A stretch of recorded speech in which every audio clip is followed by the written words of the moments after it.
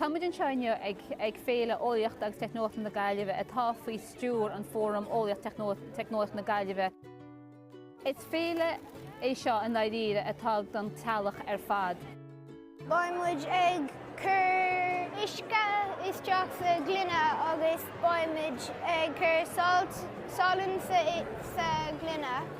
Tá gach rud anseo faoi magnadaí. Rinne cúpla daoine slime ach i má dosca tú an container leis an actual slime, má gin tú é sin atá an slime chun dosúsú dí magnet.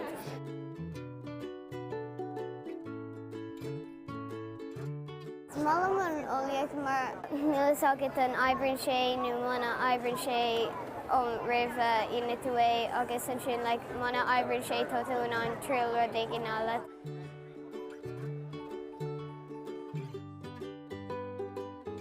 Is málam an eolaíochta mar tá tú an déanamh go leor rudaí difriúil. Is fearlam na déanamh rudaí an rocket canisters.